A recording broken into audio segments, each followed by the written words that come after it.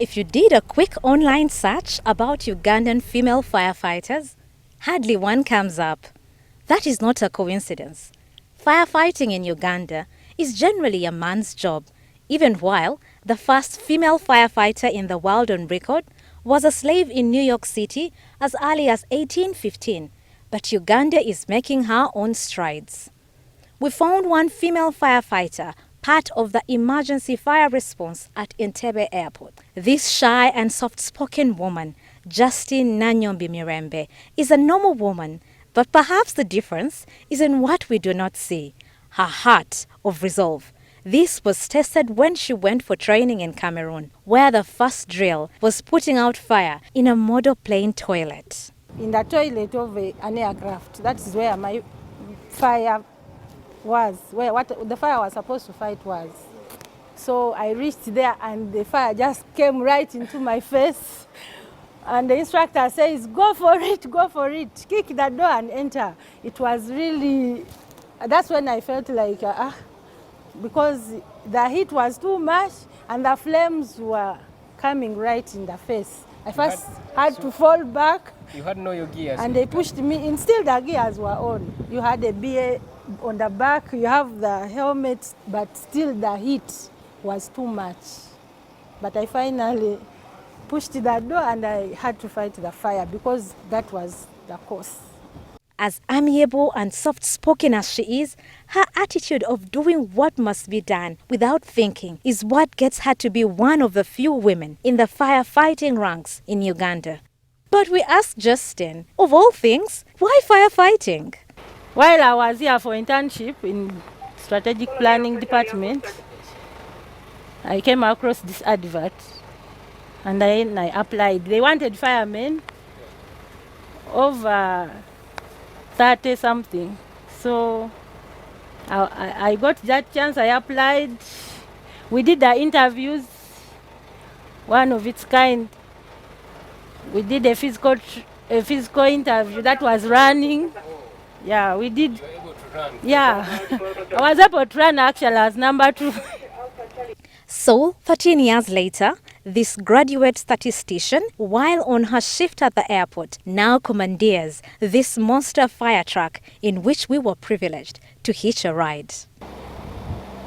Driving this truck, the fact that you see it is a big body. It's a bit heavy, but when you know how to do it, with the experience I've had, I find it okay. Though maneuvering can, of course, since it is a big one, even as you maneuver, you feel it that it is a big truck. It can't be like any small vehicle. But I find it okay because I've done it over time. And yes, this is supposed to be a men's world, or is it? Proving this to these men that you can also do it. It has been a continuous process.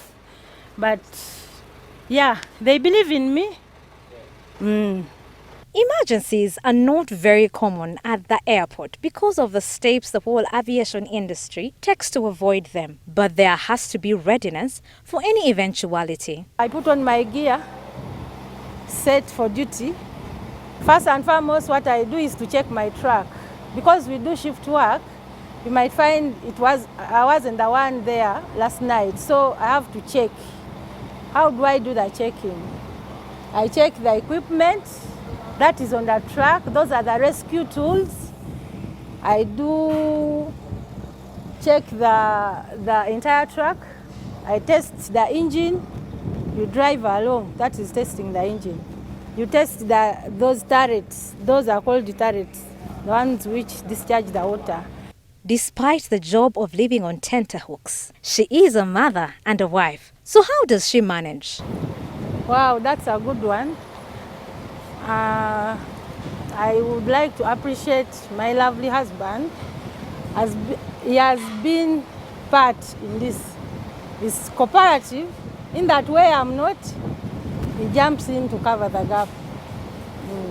That's how I've managed to. We couldn't get more out of Justine and her family, but she evidently has a supportive husband, seen in the way she conveys her appreciation. To the ladies, Justine says, stop being cowards. Fire job is like any other job. It doesn't mean that when you join fire, you will die. Some of us have been there, others were there before, and I feel, and besides, death can find you anywhere, so it is not in fire that you will die. Must a woman be manly to operate in spaces like firefighting? Justine Mirembe's story says otherwise. It seems that what really matters is what the woman is inside, daring to take up opportunities and getting the job done. For places like Uganda Civil Aviation Authority, having policies that allow women to dare try is by all means empowering for them.